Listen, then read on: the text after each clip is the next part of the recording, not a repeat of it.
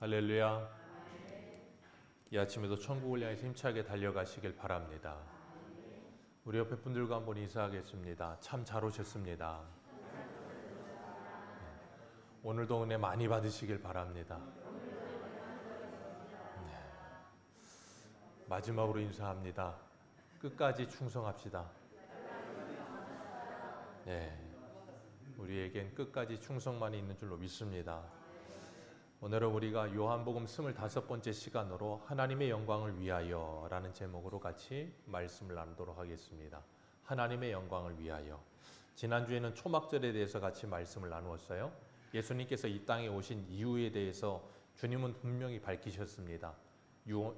우리 7장이니까 6장 한 38절 보겠습니다. 요한복음 6장 38절. 예수님이 이 땅에 오신 이유를 분명히 밝히셨는데 같이 한번 읽습니다. 38절 39절입니다. 시작. 내가 하늘에서 내려온 것은 내 뜻을 행하려 함이 아니요 나를 보내신 이의 뜻을 행하려 함이니라. 나를 보내신 이의 뜻은 내게 주신 자 중에 내가 하나도 잃어버리지 아니하고 마지막 날에 다시 살리는 이것이니라. 아멘. 예수님께서 하늘에서 내려오신 이유에 대해서 분명히 말씀하십니다. 뭐 하러 오셨대요? 내 뜻을 행하게 하는 것이 아니라 나를 보내신 이의 뜻을 행하려고.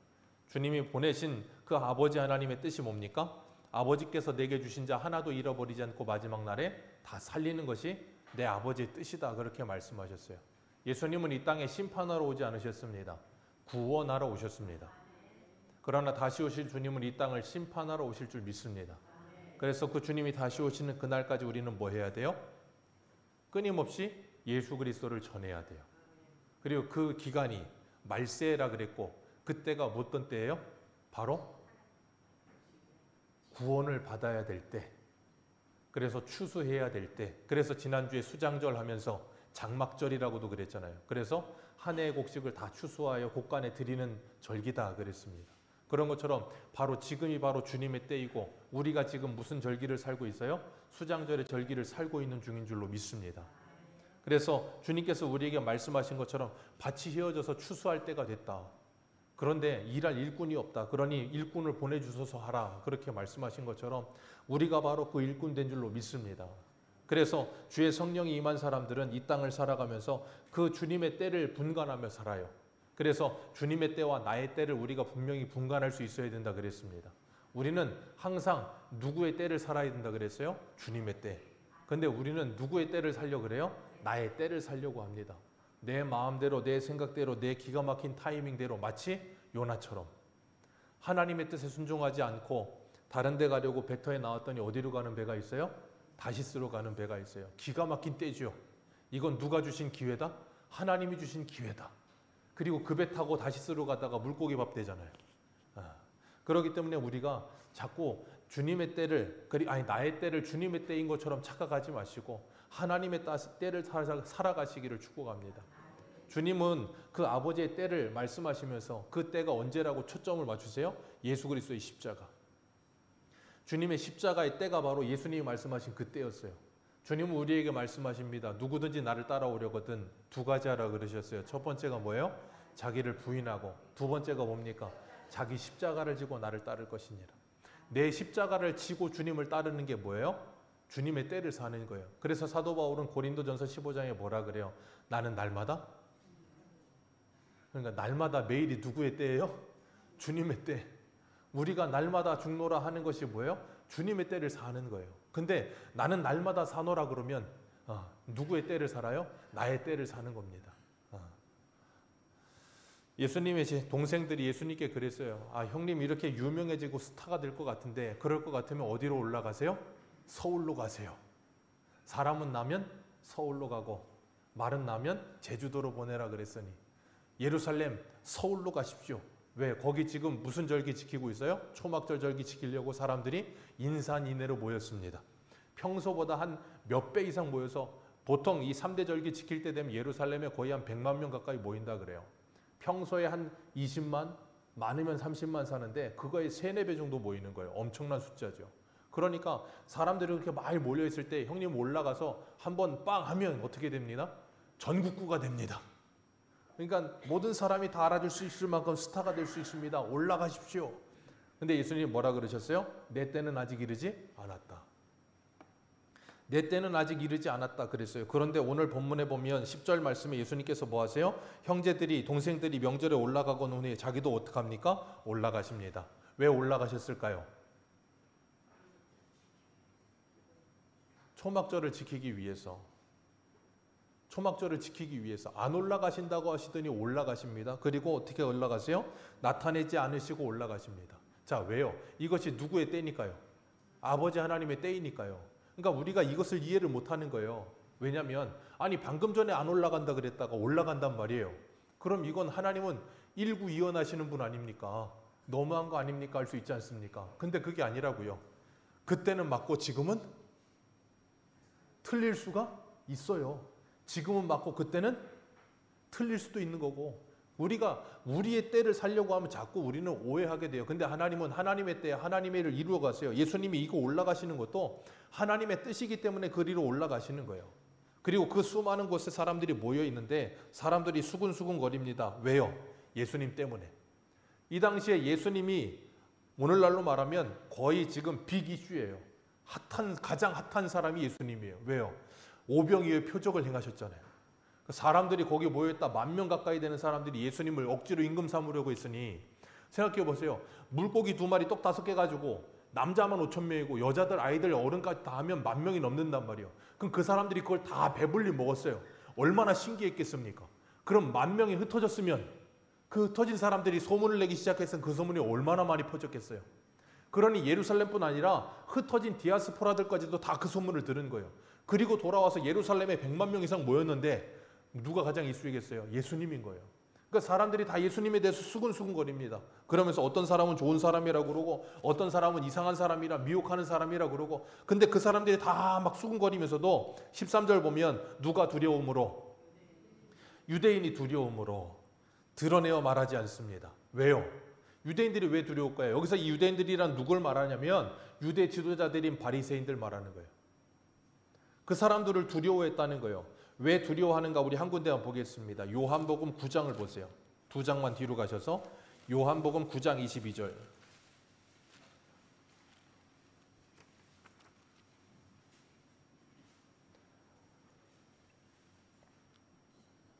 요한복음 9장 22절입니다. 같이 읽겠습니다. 시작.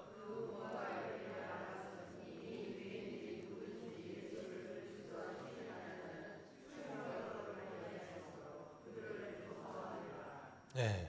유대인들이 누구든지 예수를 그리스도라 시인하는 사람, 예수를 메시아라 시인하는 사람 다 어떻게 한다고요? 유대교에서 출교시켜버린다. 이 출교시킨다는 게 그냥 의미가 아니고 뭐 하는 거냐면 그들의 삶의 터전 자체를 다 뺏어버린다 그 말이에요. 그러니까 생각해 보세요. 오늘날이야 이렇게 뭐 교통도 좋고 모든 게 다 있지만 옛날에는 동네에서 사는 거예요. 다른 동네 아니면 다른 데로 이사 간다는 건 굉장한 큰 일입니다. 그런데 거기로 이사 가면 삶의 터전을 다 옮겨야 되잖아요. 근데 이 사람들은 옮길 때 어떻게 하냐면 다 빼앗기는 거예요. 몰수당하는 것처럼 다 모든 걸 빼앗기고 출교당하는 거예요. 그러니까 지금 이 9장에서는 장님이었던 사람의 눈 뜬 사람의 어머니 아버지가 뭐라 그러냐면 왜 얘 날 때부터 소경인데 왜 눈 떴냐? 쟤한테 물어보세요. 우리는 몰라요. 그러니까 나는 쟤랑 뭐가 없습니다. 관계가 없습니다. 왜요? 잘못하다가 집안이 패가망신할 수도 있으니까. 그게 무서워서. 유대인들이 이렇게 무섭게 했어요. 왜 그랬을까요? 이유는 하나입니다. 예수님이 안식일을 범하니까. 오늘 사건이 예수님이 그 일로 쭉 확장시키세요. 그래서 5장에서도 예수님께서 그 예루살렘 성에 처음 들어갔을 때 거기서 누구를 만났어요? 38년 된 병자. 베데스다에서 38년 된 병자 만나가지고 그 병자를 고쳤는데 하필이면 그날이 무슨 날이라? 안식일이라. 그러니까 그게 열받는 거예요. 왜 안식일을 범하니까.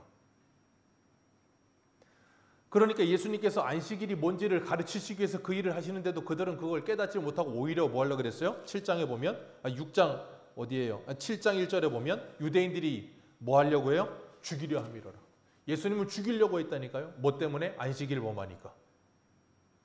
무서운 사람들이에요. 자기들이 가지고 있는 그 어떤 종교적인 틀을 범하면 죽이는 것도 불사하는 사람들. 그걸 당연하다고 생각하는 사람들. 그래서 바울도 사울일 때 스데반이 돌에 맞아 죽을 때 뭐라 그랬어요? 저가 돌에 맞아 죽는 게 마땅하다고 생각했다니까요. 생각해보세요. 눈앞에서 사람이 돌 맞아 죽는데 그걸 마땅하다고 생각하는 사람들이 유대인들이에요. 얼마나 잔인합니까? 근데 유대인들만 그럴까요? 우리들도 그럴 수 있다니까요. 내 보기에 저 사람은 아니야 라고 싶으면 저 사람은 저런 죄를, 저런 처벌을 받아도 마땅하다고 생각해요. 우리도. 그게 우리들이에요. 이 사람들은 그런 유대인들이 두려웠던 거예요. 그러니 이 당시에 종교 지도자들이 얼마나 이 권력을 가지고 권위를 가지고 사람들을 권위주의로 찍어 눌렀겠습니까? 그러니까 그 사람들 눈치만 보는 거예요. 요한복음 12장에 가면 12장 42절에 이런 말씀이 있어요. 관리 중에 그를 믿는 자가 많되 바리새인들 때문에 드러나게 말하지 못하니 이는 출교를 당할까 두려워함이라. 그들은 사람의 영광을 하나님의 영광보다 더 사랑하였더라. 관리들 중에도 예수님 믿는 사람이 있었다니까요. 근데 드러내지를 못해. 드러냈다가는 어떻게 된다고요? 쫓겨나. 출교를 당해. 그러면 자기의 관리직과 모든 걸 다 빼앗겨. 그래서 뭐라 그래요? 그들은 사람의 영광을 하나님의 영광보다 더 사랑하였더라. 그러다 보니까 예수님 믿는다는 걸 드러내지를 못하는 거예요. 자, 그 당시 사람들만 그럴까요? 오늘 우리는 안 그럴까요? 얼마든지 우리도 그래요. 하나님의 영광보다 사람의 영광을 더 사랑할 때가 얼마나 많습니까? 직장생활하며 사회생활하며 내가 그리스도인이라는 걸 밝히거나 그리스도인이라는 이유만으로 내가 손해를 본다면 우리는 믿음을 선택하겠습니까? 손해를 안 보겠습니까? 믿음을 선택하며 손해를 보시겠습니까? 쉽지 않은 일이라니까요. 그러니까 우리가 성경에 있는 사람들 보면서 야, 이거 나쁜 놈들 이렇게 말할 게 아니라고요. 우리들도 얼마든지 그럴 수 있어요. 예수님께서 오늘 본문에 보시면 명절 중간에 성전에 올라가십니다. 그리고 그곳에서 성전에서 가르치세요. 분명히 유대인들이 예수님을 죽이려고 하고 있어요. 근데 대놓고 성전에서 공개적으로 말씀을 가르치고 계시는 거예요. 근데 그 말씀을 듣던 사람들이 15절에 보면 뭐라 그래요? 유대인들이 어떻게 여겨? 놀랍게 여겨 이르되 이 사람이 배우지 아니하였거늘 어떻게? 글을 아느냐? 예수님이 일자 무식이라는 소리일까요? 아니요. 이 당시 사람들은 이제 쉽게 말하면 공통어가 뭐냐면 아람어예요. 근데 구약 성경은 뭘로 써 있냐면 히브리어로 써 있단 말이에요. 이 사람들이 왜 공통어가 아람어가 됐냐면 바벨론에 포로로 살았어요. 70년 포로로 살다 보니까 바벨론 언어가 뭐냐면 아람어예요. 그러다 보니까 그 사람들이 자연스럽게 아람어가 익숙해져 버린 거예요. 3, 4대가 거기서 살았으니까. 그러다가 돌아와서 성전 짓고 했지만 그 아람어 뿌리가 그대로 남아있다 보니 아람어와 히브리어가 섞여버리는 거예요. 그러니까 이 사람들은 제대로 히브리어를 전문적으로 알지는 못해. 왜? 언어가 완전히 섞여버렸으니까.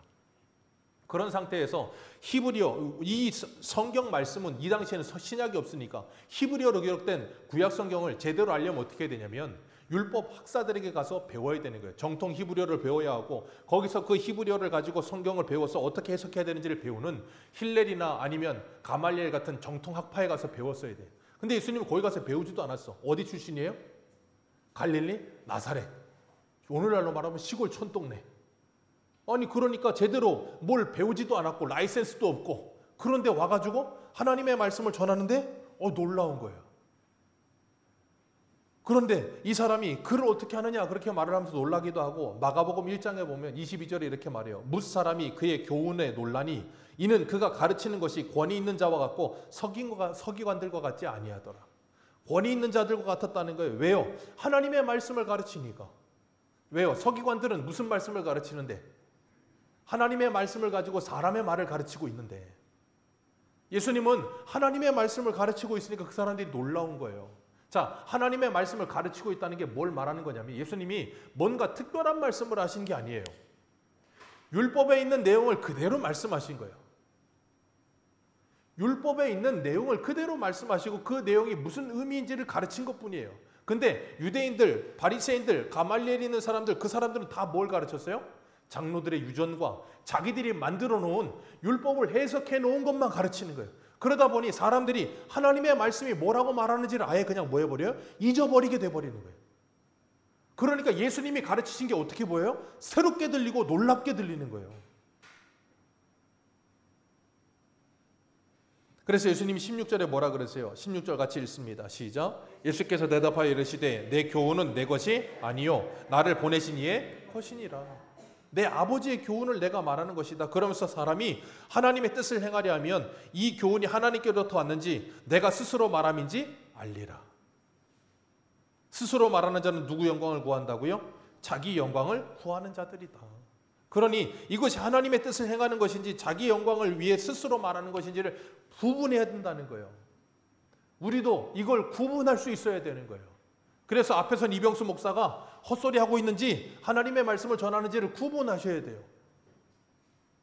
성경에 보면 사도행전에 베레아 사람들이 어떻게 했습니까? 사도 바울의 말을 듣고 그것이 그러한가 하여 날마다 성경을 상고하여 보았다고요. 묵상하여 보았다고요. 그러니 말씀을 들을 때 듣고 그냥 무조건 예전처럼 덮어놓고 아멘이 아니고 뭐 하셔야 돼요? 말씀을 찾아도 보시고 생각도 해보시고 묵상도 해보시면서 진정 그러한가 하여 자꾸 이 말에서 뭐 해야 돼요? 자꾸 리마인드 하셔야 돼요. 그걸 뭐라 그래요? 되새김. 그래서 얘들 공부할 때 보면 영어 단어 외우기 할 것 뭐 되새김 뭐 영어 단어 뭐 그런 거 하잖아요. 그런 것처럼 계속 머릿속에서 되돌리는 거예요. 그게 뭐예요? 묵상이라고 하는 거예요. 그래서 시편 1편에 뭐라 그래요? 하나님을 사랑하는 자는 주야로 그 말씀을 묵상하는도다. 그래야 우리의 신앙의 변화가 찾아와요. 삶의 변화가 찾아옵니다. 안 그러면 내 머릿속에 있는 말씀이 자꾸 사라져요. 왜? 제가 늘 말씀드리잖아요. 일주일 동안 우리는 예배를 몇 번 드리십니까? 그리고 예배를 드리는 시간은 얼마나 됩니까? 그리고 예배 이후에 일상의 삶은 몇 시간이나 사십니까? 엄청나게 많은 비의 대비가 있다고요. 그런데 세상의 말들을 끊임없이 듣다 보면 나도 모르게 뭐 하게 되냐면 세상의 가치관과 말이 내 속을 사로잡게 돼버려요. 그렇기 때문에 하나님의 말씀을 묵상하지 않으면 이 밖에 있는 말들이 나를 사로잡아 버려요. 그리고 나면 어떻게 돼요? 내 삶이 하나님을 믿는 그리스도인다운 삶보다는 세상의 사람들과 똑같은 삶이 나타나게 되어져 있다고요. 그럼 뭐가 사라져요? 거룩이 사라지는 거예요. 그렇기 때문에 우리는 그 말씀을 끊임없이 생각해야 돼요. 그래서 사도 요한도 요한일서 4장 1절에 보면 뭐라 그래요? 사랑하는 자들아 영을 다 믿지 말고 그 영들이 하나님께 속하였나 분별하라. 영을 분별하래요. 영 분별하는 법 알려드리겠습니다.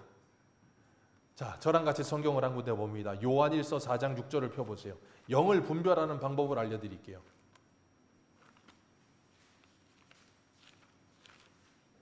요한일서 4장 6절.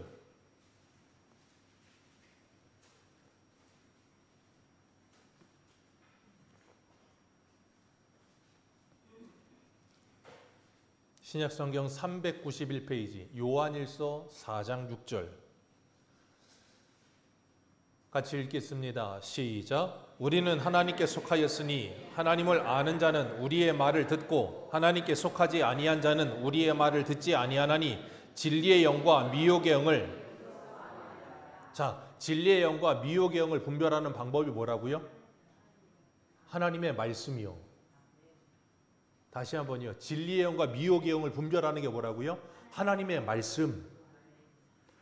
무슨 영 분별한다 그러면서 무슨 자꾸 쓸데없는 그런 거 하는 게 아니라 그 사람이 무슨 영에 사로잡혔는지는 뭘 들으면 안다고요? 그 사람의 말이요. 그 사람의 모습과 그 사람의 말과 그 사람의 생활 태도를 보면 저 사람이 무슨 영에 사로잡힌지 그냥 나와요. 무슨 대단히 영적이고 영빨이 세서 막 그런 저기에서가 아니고 보면 알아요.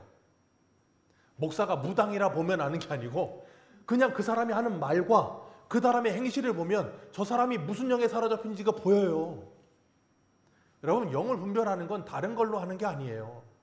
하나님의 말씀으로 분별하는 거예요. 그렇기 때문에 우리가 그 말씀이 어떠한지 분명하게 알지 못하면 분별이 될까요? 안 될까요? 안 되는 거예요. 그러니 내가 하나님의 말씀에 바로 사로잡혀 있는 사람이 이단들에게 속겠습니까? 속을 수가 없어요. 어떻게 이긴 자가 그 할아버지가 됩니까? 그런 말도 안 되는 소리에 속는 이유가 뭐라고요? 하나님의 말씀 위에 바로 서 있지 않아서요. 그래서 제가 이 교회 와서 한 게 뭐예요? 신학을 가르치고 성경을 창세기부터 계시록까지 강의하는 이유가 거기 있는 거예요. 왜? 쓸데없는 거짓말에 속지 않게 하기 위해서. 왜? 사단은 끊임없이 미혹하거든요. 미혹하는데 어떻게 미혹해요? 이단이 뭐라 그랬어요? 달을 이자에다가 끝단자를 쓴다 그랬잖아요. 그게 뭐예요? 비슷합니다. 근데 끝에 가서 달라요. 그게 이단이에요. 사이비가 뭡니까? 통일교가 사이비예요. 사이비는 이 성경이 없습니다. 그래서 문선명이 만든 경전을 읽죠. 근데 이단은 이 성경만 읽습니다. 특별히 신천지는 개역 한글 성경만 읽습니다. 개역 개정은 죽어도 안 읽습니다. 왜 그런 줄 아세요? 계시록에 나오는 계시록 18장인가 20장에 나오는 자기들의 핵심 교리가 있어요. 근데 그게 개역 한글로 보면 그대로 자기 핵심 교리가 되는데 개역 개정으로 읽으면 그게 다른 말이 돼버려요. 그래서 개역 개정은 죽어도 안 읽어요. 제가 그래서 예전에 그랬잖아요. 저희 교회도 이거 바꾼 지 몇 년 안 됐어요. 근데 옛날 성경 찾으려니까 없어서 좀 저렴하게 살려고 동대문 가서 개역 한글 성경책 주세요 그랬더니 그분이 혹시 신천지 다니세요? 저한테 묻더라고. 신천지 그것만 읽는다는 거예요. 제가 그래서 알았어요. 여러분, 그래서 우리가 기억해야 할 게 뭐냐면 하나님의 진리를 분별한다. 그리고 하나님의 말씀을 안다. 그게 어떻게 드러난다고요? 말씀으로. 그리고 또 하나 어떻게 드러나요? 18절이에요. 오늘 본문 18절. 같이 읽겠습니다. 시작.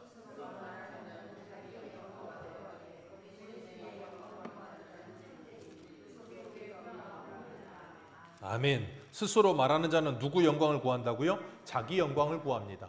그러니 저 사람이 하나님의 말을 하는지 아니면 사람의 말을 하는지를 어떻게 보면 알아요? 저 사람이 누구의 영광을 구하는지 보면 알아요. 그러니까 첫 번째, 영을 분별하는데 하나님의 말씀으로 분별합니다. 저 말이 성경에 있는 하나님의 말씀이냐 아니면 이상한 말이냐를 분별해야 되고, 또 두 번째가 뭐냐면 저 사람이 하나님의 말을 제대로 하고 있는데 그걸 하면서 자기 영광을 구하느냐 하나님의 영광을 구하느냐 두 번째를 분별하셔야 돼요. 올바로 된 말은 하는데 그걸 하면서 자기 영광을 구하는 사람들이 많다는 거예요. 그게 참 구별하기가 힘든 거예요. 그래서 바울도 잘못된 말을 섞는다 그럴 때 이런 표현을 썼어요. 고린도후서 2장 17절에 우리는 수많은 사람들처럼 하나님의 말씀을 혼잡하게 하지 아니하고 곧 순전함으로 하나님께 받은 것 같이 하나님 앞에서와 그리스도 안에서 말하노라. 아멘. 수많은 사람들처럼 하나님의 말씀을 혼잡하게 하지 않는다. 카펠리온이라는 단어를 써요. 그게 뭐냐면 포도주에 물을 탄다 그 말이에요. 자, 포도주에 물을 타면 알까요? 모를까요? 압니다. 그러니까 물장사 하시는 분들도 처음에 양주 내올 때 어떻게 내와요? 처음에 내올 땐 진짜 내놓습니다. 근데 한 병, 두 병 까고 나면 어떻게 되는 줄 아십니까? 그 다음엔 업소용 내놓습니다. 제가 잘 알아요. 그 양주 밑에 보면 업소용이라고 붙어 있는 게 있어요. 그거 없는 건 비싼 거고 업소용 붙어 있는 거 좀 싸거든요. 그러니까 업소용 있는 거 칼로 딱 짜갖고 이걸 딱 띄어내요. 그리고 그걸 내놔요. 그 다음은 뭐 하냐면 물 탄 거 내놓습니다. 왜요? 그 다음은 몰라요. 그렇게 돈 버는 거예요. 카펠리온이라는 게 그거예요. 하나님의 말씀에다가 자꾸 뭘 갖다 섞어요. 그러니까 바울이 고린도후서 10장에 뭐라 그래요? 다른 복음, 다른 예수, 다른 영이라는 표현을 쓰잖아요. 분명히 다른 복음이 있다니까요.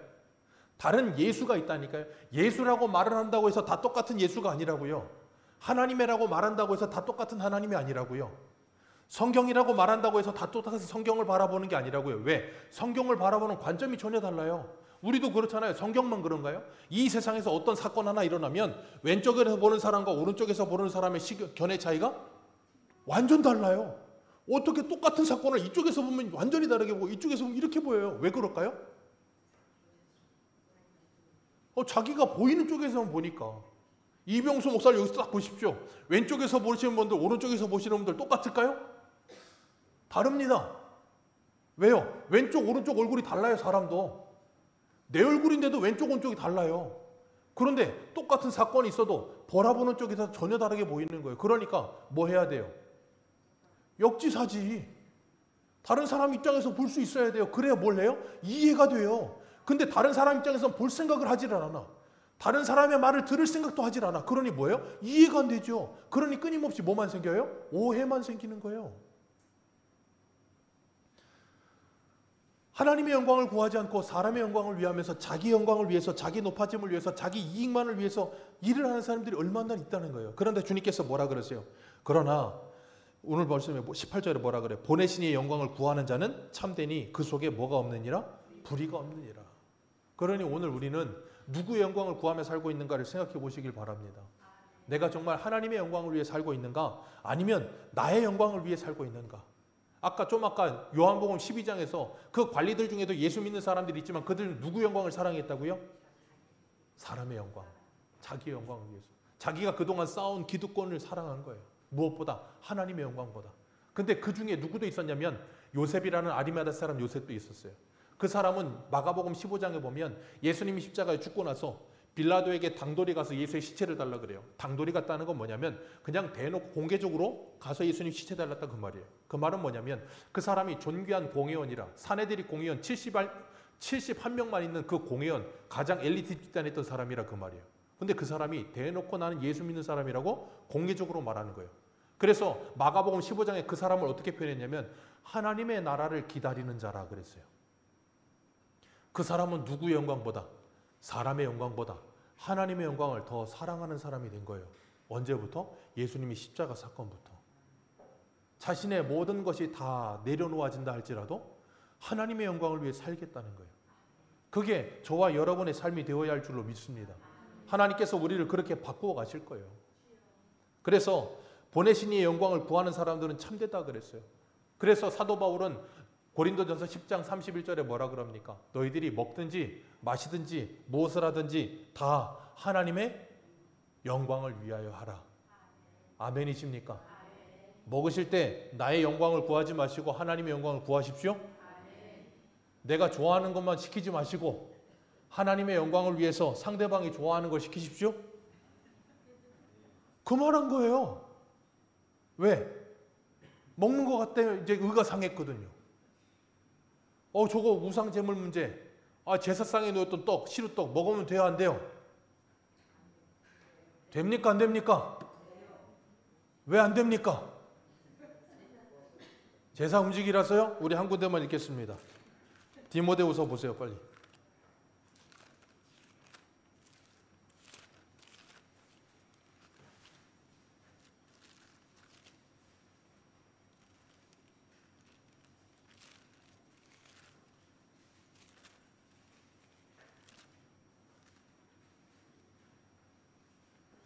디모데전서입니다. 후서가 아니고 죄송합니다. 디모데전서 4장.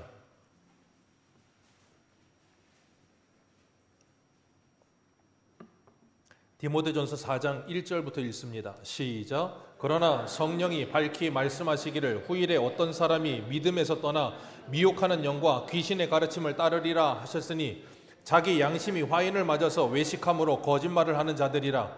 혼인을 금하고 어떤 음식은 먹지 말라고 할 터이나 음식물은 하나님이 지으신 바니 믿는 자들과 진리를 아는 자들이 감사함으로 받을. 하나님께서 지으신 것이 모든 것이 선함에 감사함으로 받으면. 자, 저를 보세요. 하나님이 지으신 것이 모든 것이 선함에 감사함으로 받으면. 자, 옆집에서 제사 지내고서 시루떡을 가져왔어요. 자, 그건 어떻게 되는 겁니까? 왜 깎아는 안 된다면서요? 네. 자, 그래 먹어도 돼요. 근데 문제는 그걸 먹으면 안 된다고 생각하는 사람들이 분명히 있단 말이에요. 저건 귀신 붙은 거야. 먹으면 이상해져. 먹으면 안 돼라고 생각하면서 아직 믿음이 성숙하지 못한 분들도 있을 수 있을까요? 없을까요? 있을 수 있어요. 근데 그분이 이런 말씀을 읽어도 이해를 하지 못하고 먹으면 안 된다고 계속 주장해요. 그럼 그 사람 앞에서 시루떡을 먹으면 될까요? 안 될까요? 네, 안 된다고요. 왜요? 모든 것이 가하나 모든 것이 덕을 세우는 것이 아니고 모든 것이 가하나 모든 것이 유익한 것이 아니니 지식은 사람을 교만하게 하며 사랑은 덕을 세우느니라. 그러니 알고 있다고 내 마음대로 먹지 말고 덕을 세우기 위하여 그 사람의 양심을 위해 뭐 하지 말라? 먹지 말라. 그게 먹든지 마시든지 무엇을 하든지 하나님의 영광을 위해서 하라요. 그러니 식사 자리 가가지고 개고기 못 먹는 사람, 요즘은 이제 개고기 먹으면 불법이죠. 그러니까 이제는 완전히 안 되는 거고, 예전이었다면 나는 개고기를 너무 좋아하는데 옆에 있는 사람은 개고기를 혐오해. 그럼 개고기를 드시면 된다고요, 안 된다고요? 안 된다고요. 누구를 위해서? 옆에 있는 사람을 위해서. 마시든지 마시는 것도 뭘 위해서? 다른 사람의 덕과 유익을 위해서. 뭐 하지 말라? 마시지 말라. 그래서 바울이 뭐라 그래? 로마서 14장에 내가 평생 고기와 포도주를 먹지 아니하리라. 왜요? 하나님의 나라는 그걸로 세워지는 게 아니고 성령 안에서 의와 평강과 희락이니라. 그러니 믿음이 연약한 자들이 그 약점을 너희들이 뭐하고? 담당하고 그리스도께서 너희들을 받으신 것처럼, 그래서 하나님께 영광을 돌린 것처럼 너희들도 서로 뭐하라? 받으라. 너와 식성이 다른 사람도 뭐하라? 받으라. 입맛이 다른 사람도 뭐하라? 받으라. 남편들이요 아내들이 국이 싱겁다고 했다고 불평하지 말고 국을 뭐하라? 왜요? 그게 하나님의 영광이라니까요. 우리는 그런 말도 안 되는 사소한 건 하나님의 영광이 아니라고 착각해요. 아니요. 만약에 국이 싱거워 그랬다간 어떻게 돼요? 소금을 주면 착한 아내죠. 먹지 마. 뺏어가지고 바로 싱크대에다가. 그럼 그때부터 어떻게 됩니까? 집안이 지옥이 됩니다. 여러분, 그게 바로 실생활에서 하나님의 말씀이 적용되는 거예요. 나의 영광을 위하는 것인가? 하나님의 영광을 위하는 것인가? 내가 사랑하는 자녀들과 배우자를 위해서 열심히 맛있게 요리를 했습니다. 그런데 그걸 한 입 먹더니 나 안 먹어. 그러면 어떻게 됩니까? 나도 모르게 순간적으로 여기서 울화가 치밀어 오르면서 입에서부터 불이 막 뿜어지지 않습니까? 내가 이렇게 고생을 해서 먹지 마. 다음부터는 네가 해 먹어. 그렇게 되는 거예요. 열이 나니까. 자, 그게 하나님의 영광을 위하는 걸까요? 나의 영광을 위하는 걸까요? 내 영광을 위하고 있었기 때문에 여기서 막 화가 치밀어 오르는 거예요. 하나님의 영광을 위한 거였다면요, 화내지 않겠죠. 그러니까 우리는 얼마든지 우리의 일생생활 속에서 하나님의 영광보다 내 영광 위에 살아갈 때가 얼마나 많은지 몰라요. 그런데 하나님은 하나님의 영광을 위해서 그 모든 걸 하라는 거예요. 그리고 서로 받으라는 거예요. 왜? 에베소서 2장에 뭐라 그럽니까? 그리스도께서 먼 데 있던 너희를 가까운 데 있는 우리와 하나 되게 하셨다. 허물과 죄로 죽었던 우리들을 그 막힌 담을 허물어 주셨다. 그래서 유대인과 이방인들, 헬라인들이 뭐가 됐다? 예수 그리스도 안에 한 성령 안에서 한 새로운 새 사람이 되었다. 그게 뭐가 됐다? 하나님의 영광이 됐다. 그러니 우리는 예수 그리스도 안에서 성령 안에서 뭐 해야 돼요? 막힌 담이 허물어지고 한 새 사람이 되어야 되는 거예요. 그게 뭐라고요? 하나님의 영광이요. 교회에는 수많은 사람들이 있습니다. 출신도 다르고 고향도 다르고 성별도 다르고 배움도 다르고 다 다릅니다. 다 다르고 목성도 다르고 다 다릅니다. 전국구예요. 충청도도 있고 강원도도 있고 전라도도 있고 경상도도 있고 다 있어요. 야당도 있고 여당도 있습니다. 다 있습니다. 그런데 그 모든 사람들이 다 모여 예수 그리스도 안에서 하나가 될 수 있습니까? 없습니까? 있습니다. 왜 대답 안 하세요? 그 모든 사람들이 모여 예수 그리스도 안에 하나가 될 수 있습니까? 없습니까? 있습니다. 정말 있습니까? 에어컨 좀 꺼주세요. 추운 것 같아요. 여러분, 2002년을 기억하십니까? 꿈은 이루어진다. 그때 온 국민은 붉은 악마가 돼서 예수를 믿는 사람이든 안 믿는 사람이든 목사님이든 아니든 전부 붉은 악마가 돼서 이 빨간 티 입고 가가지고 응원을 했단 말이에요. 저도 거기 쓰잘데기 없이 20대 때 그 서울에 광화문 가가지고 그 새벽에 그 4시인가 가가지고 박지성 골 넣는 거 보고 막 이러고 있었다니까요.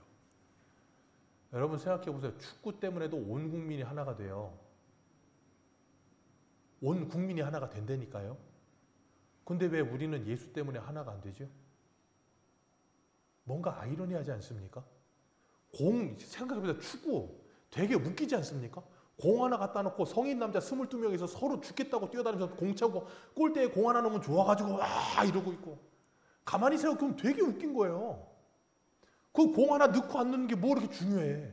근데 그거에 목숨 걸면 목숨 걸어줘요. 그것 때문에 온 국민이 하나가 되더라니까요. 근데 왜 교회는 예수 때문에 하나가 안 되냐고요. 그러면 예수님은 축구보다 못하신 거예요? 가만히 좀 생각해 보시라고요. 예수님은 축구 때문에 안 됩니까? 축구보다 못하십니까? 돈보다 못하십니까? 아니면 뭐보다 못하신 분입니까? 우리에게 예수님은 그렇게 가치가 없으신 분입니까? 나는 지금 누구의 영광을 위해 살고 있는가를 생각해 보시길 바라요. 주님은 자신의 몸을 십자가에 찢죠. 헬라인과 유대인을 생각해 보세요. 문화도 다르고 말도 다르고 모든 게 다 달라. 헬라인, 유대인이 어떻게 같아요? 근데 예수 안에 한 세 사람이 됐다고요. 그렇게 하나님께 영광이 됐다고요. 오늘 본문 19절에 우리 19절 같이 읽겠습니다. 시작.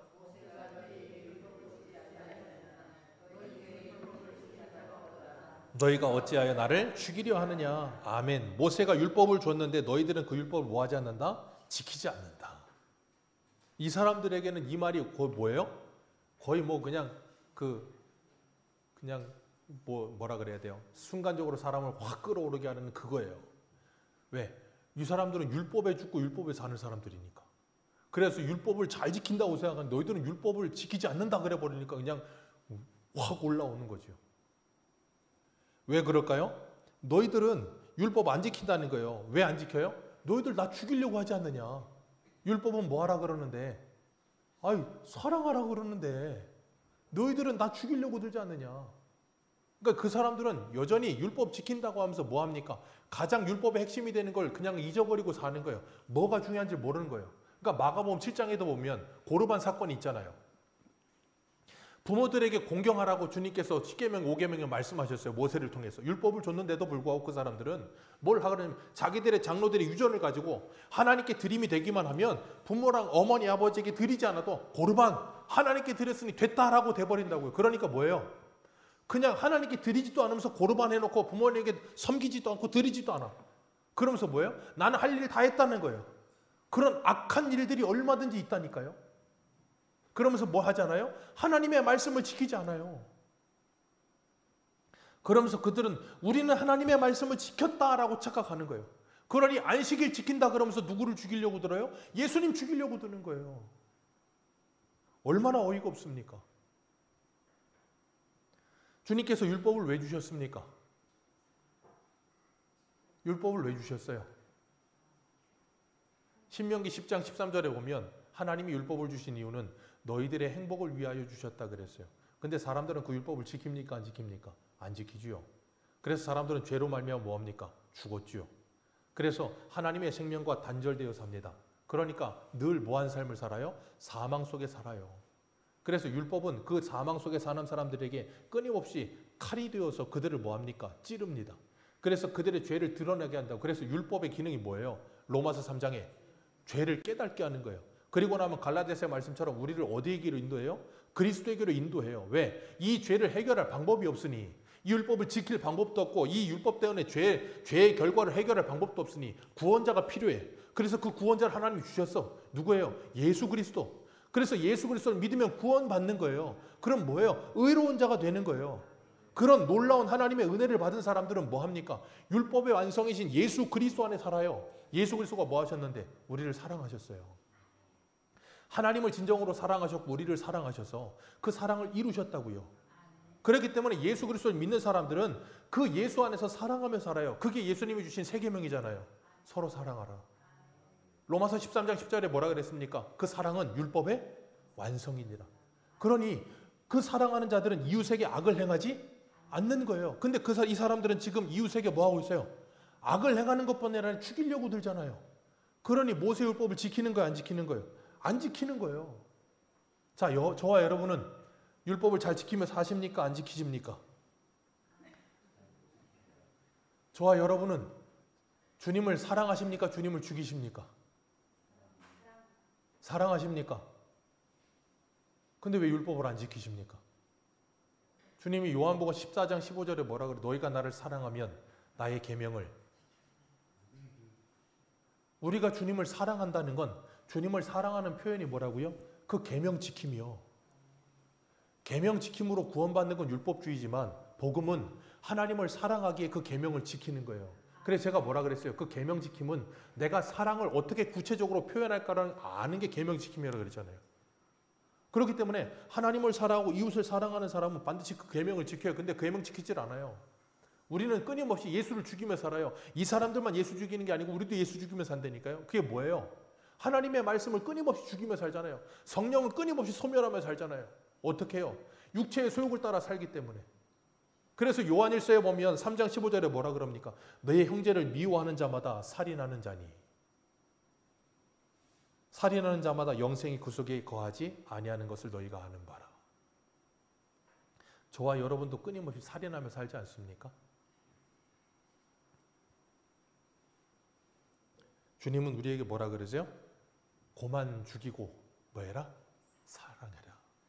그래서 지난주 주일 저녁에 제가 뭐라 그랬어요? 죽이지 죽이지 말라. 다윗이 아브넬에게 그랬잖아요. 아비새한테 단칼에 죽이지 말라. 그게 뭐라고요? 사랑합니다. 고객님. 그게 돼야 된다고요. 그랬더니 예수님이 그 말씀하셨더니 그 사람들이 뭐라 그래요? 20절 같이 읽겠습니다. 시작.